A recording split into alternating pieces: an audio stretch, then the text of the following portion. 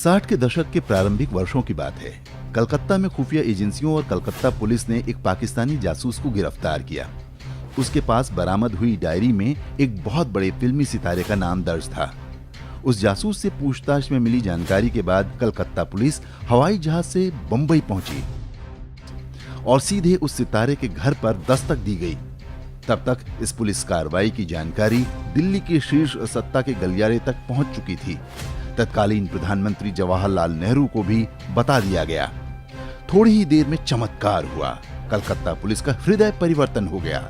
Police team उस फिल्मी सितारे के घर से यह कहते हुए खाली हाथ वापस लौट गई कि संभवतः वह जासूस उस फिल्मी सितारे का कोई फैन था और फिल्मी सितारे का उससे कोई लेना देना नहीं। आश्चर्यजनक तथ्य यह है कि उस जासूस से गहन पूछताछ के बाद आनन फानन में फ्लाइट से बंबई पहुंची कलकत्ता पुलिस को यह दिव्य ज्ञान उस जासूस से की गई गहन पूछताछ के दौरान नहीं हुआ, लेकिन बंबई में उस सितारे के घर पहुंचकर उसे वह दिव्य ज्ञान प्राप्त हो गया। ज्यादा शोर मचा तो जांच के लिए एक सरकारी कमेटी बना दी गई। उस कमेटी को तथाकथित जांच के बाद वही दिव्य ज्ञान प्राप्त हुआ जो कलकत्ता पुलिस को पहले ही मिल चुका था। यह कि वह पाकिस्तानी जासूस उस फिल्मी सितारे का बहुत बड़ा प्रशंसक था। लेकिन बात यहीं खत्म नहीं हुई। वर्ष 1965 में भारत पाकिस्तान युद्ध के दौरान खुफिया एजेंसियों ने पाकिस्तान से संपर्क वाले एक रेडियो ट्रांसमीटर के सिग्नल पकड़े। ट्रांसमीटर बंबई से ही सक्रिय था। खुफिया एजेंसियों की टीम सिग्नल का पीछा करते हुए जब उस स्थान पर पहुंची जहां वह रेडियो ट्रांसमीटर सक्रिय था तो बुरी तरह चौंक गई। जिस मकान से वह ट्रांसमीटर बरामद हुआ वह घर उस समय के बहुत नामी गिरामी उसी फिल्मी सितारे का था जिससे पूछताछ करने के लिए उसके घर कुछ वर्ष पूर्व कलकत्ता पुलिस पहुंची थी। एक बार फिर से चमत्कार हुआ।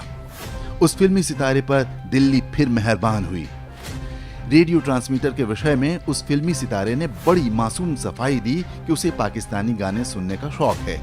भारत में सामान्य रेडियो पर पाकिस्तानी रेडियो प्रतिबंधित है, इसलिए उसने यह ट्रांसमीटर अपने घर में रखा है। इस बार भी उस फिल्मी सितारे की बात को शाश्वत सत्य मान लिया गया। एक जांच कमेटी बनी और उसने भी फिल्मी सितारे के उस वक्तव्य को सत्य घोषित कर दिया। देश को कभी बताया ही नहीं गया कि जो ट्रांसमीटर रखना किसी सामान्य नागरिक के लिए पूर्णतया प्रतिबंधित है और जिसे रखने पर कठोर दंड का प्रावधान है, वह उस फिल्मी सितारे ने कहां से, कैसे और किससे प्राप्त किया। देश की सुरक्षा और गुप्तचर एजेंसियों में जिम्मेदार पद पर कार्यरत किसी व्यक्ति के अतिरिक्त यदि किसी सामान्य नागरिक के पास पाकिस्तानी रेडियो ट्रांसमीटर आज भी बरामद हो जाए तो वह पूरी जिंदगी जेल में सड़ जाएगा। क्या आप जानते हैं कौन था वह फिल्मी सितारा? क्या नाम था उस फिल्मी सितारे का? उस फिल्मी सितारे का नाम था दिलीप कुमार। वही दिलीप कुमार जिसने करगिल युद्ध के समय उसे मिले सर्वोच्च पाकिस्तानी अवार्ड को वापस करने से साफ मना कर दिया था। इसकी चर्चा कहीं किसी मीडिया में आज तक सुनी आपने? जो इक्का दुक्का समाचार आपको काफी प्रयास के बाद मिलेंगे वो इसलिए क्योंकि उनमें दिलीप कुमार की वकालत की गई है। उसे कभी भी प्रश्नों के कटघरे में नहीं खड़ा किया गया। बॉलीवुड के चरणों में लौटते मीडिया और उसकी चाकरी करती सरकारों की कहानी दशकों पुरानी है। आमिर, सलमान, शाहरुख और सैफ अली जैसे संदिग्ध लोगों का महिमा मंडन उसी कहानी की अगली कड़ी है।